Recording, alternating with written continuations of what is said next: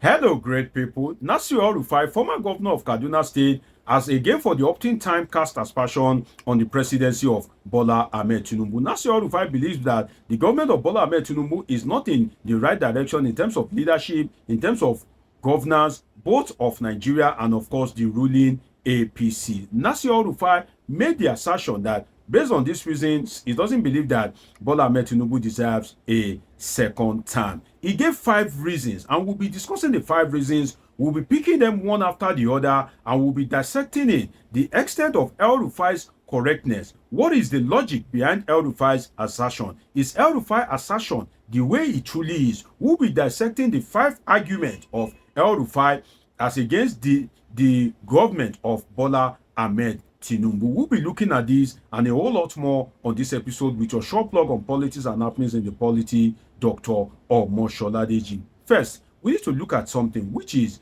why is El-Rufai always casting aspersion on the presidency of Bola Ahmed Tinubu? You will recall that El-Rufai was instrumental in the installation of Bola Ahmed Tinubu when he was the governor of Kaduna State. He was one of the people that was rooting for Bola Ahmed Tinubu. And Bola Ahmed Tinubu sincerely gave El-Rufai high hopes that, Nasir El-Rufai, come rain, come sunshine, you will be part of my government. But when Bola Ahmed Tinubu won the election and he was inaugurated as president, he nominated El-Rufai as minister. The National Assembly, particularly the Senate, declined El-Rufai's nomination, and Tinubu just turned his face away like fan. And El-Rufai believed that as the president of the Federal Republic of Nigeria, based on the enormous power that he has over the security agencies, that if Tinubu truly wants him to be a minister, he would intercede on his behalf, that Tinubu doesn't want him to be a minister in his cabinet, that he just tried to humiliate him. Since then, El-Rufai has not been taking it lightly with the person and government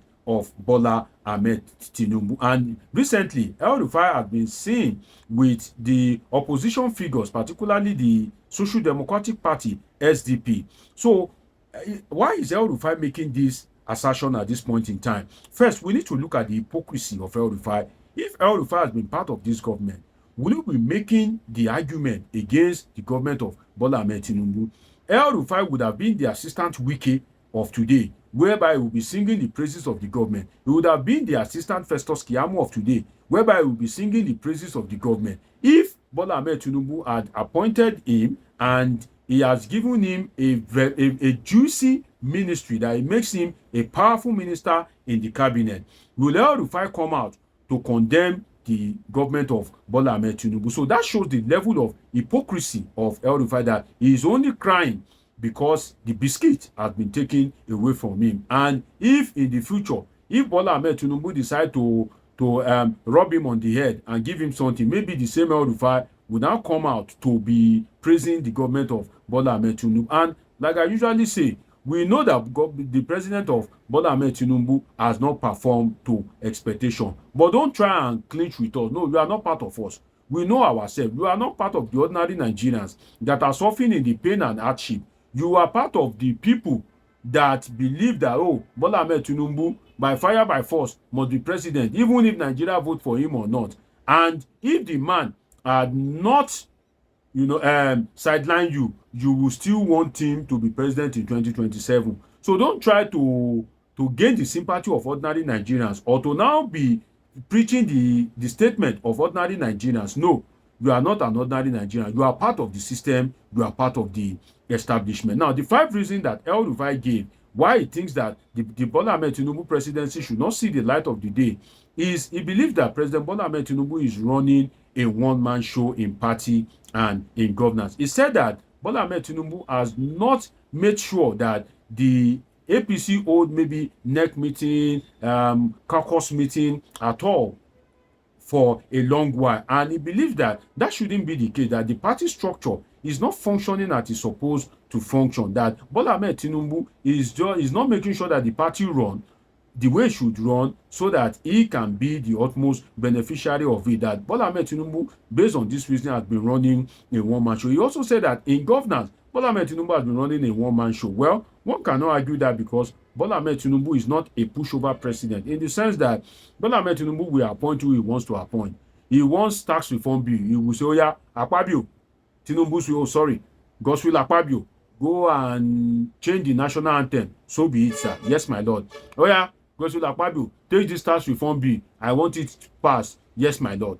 So Bola Ahmed Tinubu is not the type that you can push aside or you can threaten. So he will do what he wants to do when he wants to do it and how he wants to do it. So based on this reason, should I call it inadequate consultation?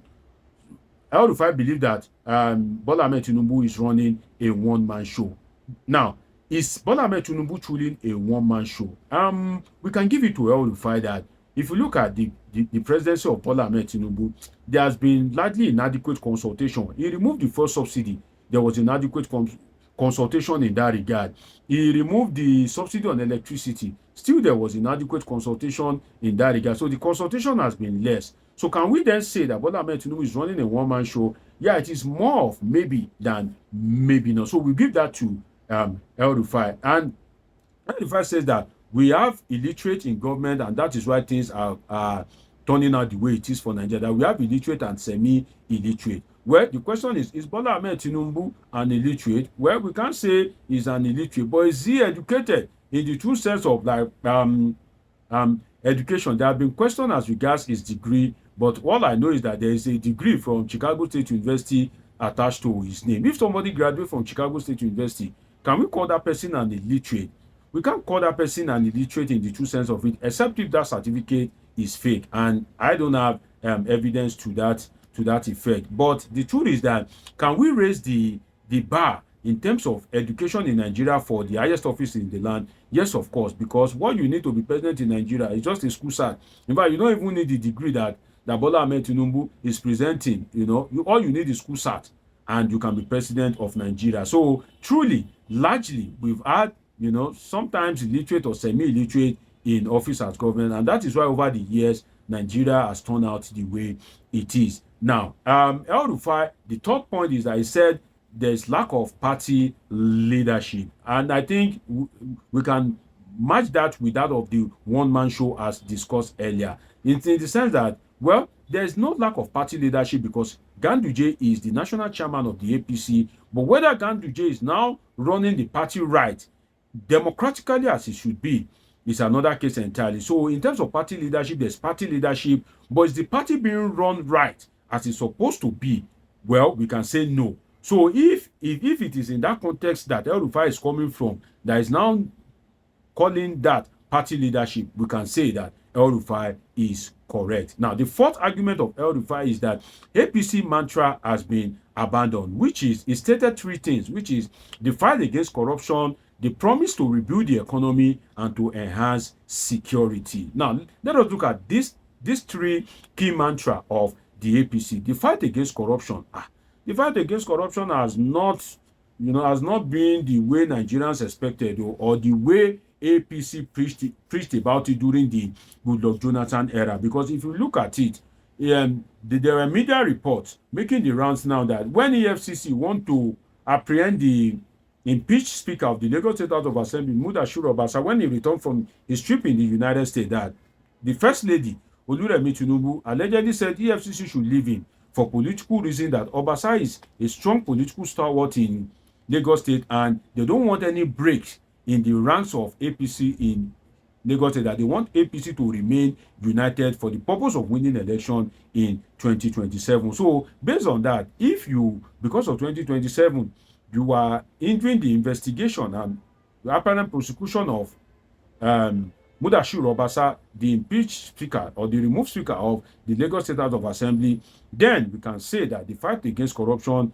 is not the way it is. Some of the people in government, some of the people in the National Assembly, some of the members of the ruling party, strong ones at that, have some corruption cases against them, and we've not heard much as regards the progress of those cases. Now, the second one is rebuilding the economy. Well, El-Rufai is right in the sense that the economy is in shambles at the moment. In fact, as I've asserted, Nigerians will be glad if Tinubu can return the Nigerian economy to where he met it when he was taking over the helm of affairs in May 2023.